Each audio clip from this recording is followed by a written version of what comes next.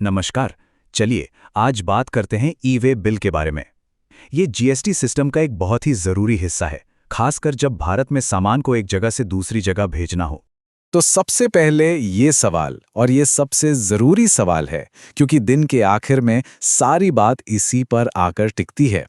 E-way bill असल में इसी मुश्किल का हल है। ये पक्का करता है कि सामान का ट्रांसपोर्ट कानूनी तौर पर सही हो। ठीक है, तो एकदम बेसिक से शुरू करते हैं। सबसे पहले ये समझना होगा कि आखिर ये ई-वे बिल है क्या चीज़, क्योंकि यहीं से बाकी सारी बातें जुड़ी हैं।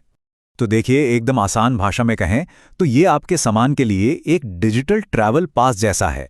मतलब एक इलेक्ट्रॉनिक डॉक्यूमेंट जो ये साबित करता है कि जो माल भेजा जा रहा है वो जीएसटी के सारे नियमों को फॉलो कर रहा है। अब ये जो नंबर स्क्रीन पर है, इसे दिमाग में बिठा लीजिए। 50,000 रुपए। अगर आपके भेजे जा रहे सामान की कीमत इस अमाउंट से ज्यादा है तो ई-वे बिल बनाना कंपलसरी है। इसमें कोई दूसरा ऑप्शन नहीं है। अब ये तो समझ आ गया कि ई-वे बिल क्या है, पर सवाल यह है कि इसकी जरूरत ही क्यों पड़ी। ये जीएसटी सिस्टम का इतना जरूरी हिस्सा क्यों है, चलिए जानते हैं।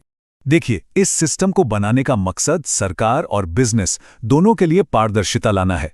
ये कानूनी तौर पर जरूरी है। इससे सामान की लाइव ट्रैकिंग में मदद मिलती है, और सबसे बड़ी बात, ये टैक्स चोरी रोकने में एक बहुत बड़ा रोल निभाता है। इससे पूरी सप्लाई चेन स्मूथ चलती है। चलिए अब आते हैं उन प्रैक्टिकल नियमों पर जिन्हें हर बिजनेस ओनर, ट्रांसपोर्टर और अकाउंटेंट को जानना ही चाहिए। ये बहुत जरूरी हैं। तो ये वो सिचुएशंस हैं जहां ई-वे बिल बनाना ही पड़ेगा। चाहे आप सामान बेच रहे हों, कोई सामान वापस आ रहा हो, या फिर आप अपनी ही एक ब्रांच से दूसरी ब्रांच में माल भेज रहे हों।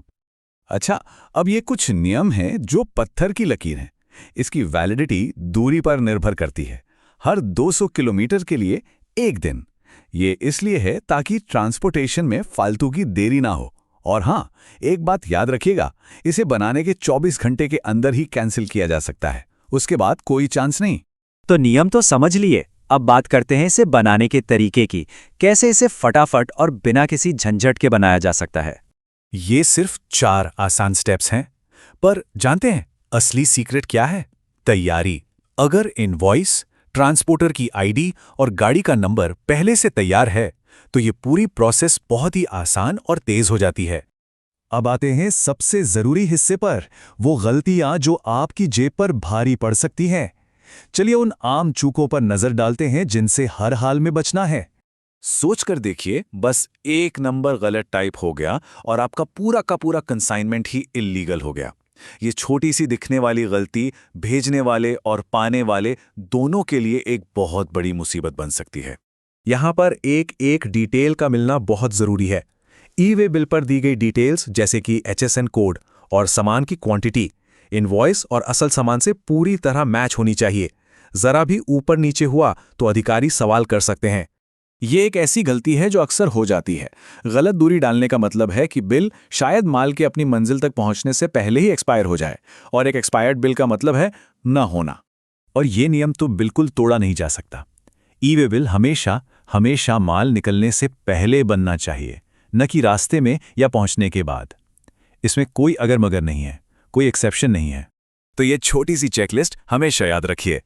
क्या वैल्यू 50,000 के पार है? क्या सारे डिटेल्स 100% सही हैं?